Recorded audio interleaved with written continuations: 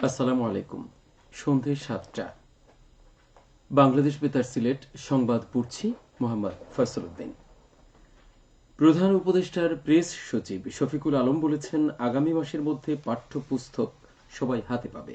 অন্তর্বর্তীকালীন সরকার এটি নিয়ে কাজ করছেন। আজ রাজধানীর ফরেন সার্ভিস একাডেমি মিলনায়তনে ব্রিফিংয়ে তিনি এসব কথা বলেন। এ সময় অন্তর্বর্তী সরকারের উপদেষ্টা মাহফুজ আলম, প্রধান উপদেষ্টার উপ প্রেস সচিব আবুল কালাম আজাদ মজুমদার, অপূর্ব জাহাঙ্গীর, সিনিয়র সহকারী প্রেস সচিব ফয়েজ আহমেদ উপস্থিত ছিলেন।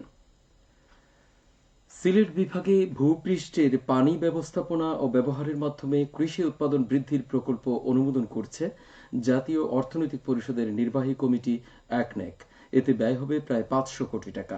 বিএডিসি এই প্রকল্প বাস্তবায়ন করবে। একনেকের সভায় এই প্রকল্পটি সহ ৪,২৪৬ কোটি টাকা ব্যয়ে ১০টি প্রকল্পের অনুমোদন দেওয়া হয়। এতে সভাপতিত্ব করেন একনেকের চেয়ারপারসন প্রধান উপদেষ্টা ড মোহাম্মদ ইউনুস। সমাজ কল্যাণ মন্ত্রণালয়ের উপদেষ্টা শারমিন এস মুর্শিদ ৩ দিনের সফরে আগামীকাল সিলেট আসবেন। এদিন রাতে তিনি শহরের শীতার্তদের মধ্যে শীতবস্ত্র বিতরণ করবেন। পরদিন দুপুরে শহরতলির বাদাঘাটে কিডনি ফাউন্ডেশন হাসপাতাল প্রকল্পের উদ্বোধনী অনুষ্ঠানে যোগদান করবেন। উপদেষ্টা পরদিন রবিবার মহিলা ও শিশু বিষয়ক মন্ত্রণালয়ের ডে কেয়ার সেন্টার ও ২২ টিলা সরকারি প্রাথমিক বিদ্যালয়ে কিশোর কিশোরী ক্লাব পরিদর্শন করবেন। শ্রম অধিকার ও শ্রমিক কল্যাণ নিশ্চিতকরণ বিষয়ে আগামী মঙ্গলবার মতবিনিময় সভা অনুষ্ঠিত হবে সিলেটে। সার্কিট হাউসে এই সভার আয়োজন করেছে শ্রম সংস্কার কমিশন। এতে বিভিন্ন শ্রমিক সংগঠন, মানবাধিকার সংগঠন ও মালিক সংগঠনের প্রতিনিধিগণ অংশ নেবেন। সভায় উপস্থিত থাকবেন শ্রম সংস্কার কমিশনের প্রধান সৈয়দ সুলতান উদ্দিন আহমেদ। এছাড়া কমিশনের ৪ জন সদস্য এই সময় উপস্থিত থাকবেন। জুলাই বিপ্লবের ঘোষণাপত্রের পক্ষে জনমত তৈরির জন্য জনসংযোগ কর্মসূচি শুরু করেছে বৈষম্য বিরোধী ছাত্র আন্দোলন ও জাতীয় নাগরিক কমিটি। আজ সিলেটের কেন্দ্রীয় শহীদ মিনারে সমাবেশ ও লিফলেট বিতরণ করেন সংগঠন দুটির নেতাকর্মীরা। লিফলেটে তারা ঘোষণাপত্রে ৭টি বিষয় অন্তর্ভুক্ত করার দাবি জানিয়েছেন। এ সময় সংগঠন দুটির নেতাকর্মীরা জানান, জনগণের আকাঙ্ক্ষার প্রতিফলন এই জুলাই গণ অভ্যুত্থানের ঘোষণাপত্রে অবশ্যই থাকতে হবে। সিলেট কৃষি বিশ্ববিদ্যালয়ে writing ATF sub project proposal শীর্ষক প্রশিক্ষণ কর্মসূচির আয়োজন করা হয়েছে আজ। প্রশিক্ষণ কর্মসূচিতে প্রধান অতিথি ছিলেন বিশ্ববিদ্যালয়ের ভাইস চ্যান্সেলর প্রফেসর ড মোহাম্মদ আলিমুল ইসলাম।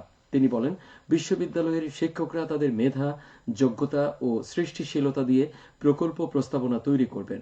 আন্তর্জাতিক বিশ্বের সাথে সামঞ্জস্য রেখে যুগোপযোগী গবেষণার মাধ্যমে শিক্ষকরা দেশকে এগিয়ে নিতে সক্ষম হবেন। দিনব্যাপী প্রশিক্ষণে বিশ্ববিদ্যালয়ের ৫০ জন শিক্ষক অংশগ্রহণ করেন।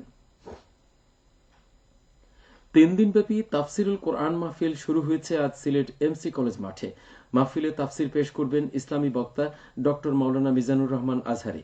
মাহফিল চলবে প্রতিদিন বিকেল ৩টা থেকে রাত ১০টা পর্যন্ত। শেষ দিন ১১ই জানুয়ারি সকাল ১০টা থেকে দুপুর ১২টা পর্যন্ত মহিলাদের জন্য বিশেষ মাহফিল অনুষ্ঠিত হবে। এছাড়াও তাফসির পেশ করবেন বিশিষ্ট ইসলামী চিন্তাবিদগণ। আঞ্জুমানে খেদমতে কোরআন এর আয়োজন করেছে। এদিকে মাহফিল চলাকালীন যানজট এড়াতে নগরের ৫টি সড়কে যানবাহন চলাচল নিয়ন্ত্রিত থাকার কথা জানিয়েছে সিলেট মহানগর পুলিশ। নগরের ৫টি সড়কে বাস, মিনিবাস, পিকআপ ও ট্রাক সহ সকল প্রকার ভারী যানবাহন চলাচল সাময়িকভাবে নিয়ন্ত্রিত থাকবে।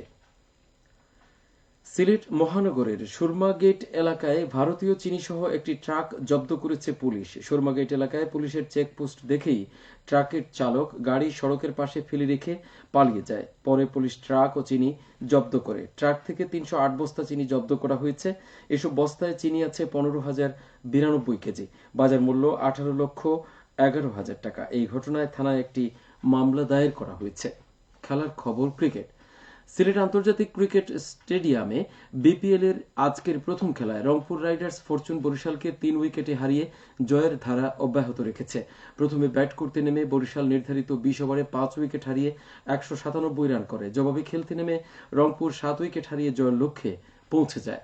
দিনের অপর খেলায় ঢাকা ক্যাপিটালস এখন মোকাবেলা করছে চিটাগাং কিংসের। শেষ খবর পাওয়া পর্যন্ত ঢাকার সংগ্রহ ১ উইকেটে ৪২ রান। সবশেষে আবহাওয়া। রাত 1টা পর্যন্ত পূর্বাভাসে বলা হয়েছে সিলেট সহ পার্শ্ববর্তী এলাকার জন্য কোনো সতর্কবাণী নেই এবং কোনো সংকেত দেখাতে হবে না। আজ সিলেটের সর্বোচ্চ তাপমাত্রা ছিল 25 ডিগ্রি এবং সর্বনিম্ন 13.4 ডিগ্রি সেলসিয়াস। বাতাসে আর্দ্রতা ছিল সকালে 91 এবং সন্ধ্যায় 79%। আগামীকাল সিলেটের সূর্যোদয় হবে 6টা 39 মিনিটে এবং অস্ত যাবে 5টা 21 মিনিটে। সংবাদ শেষ।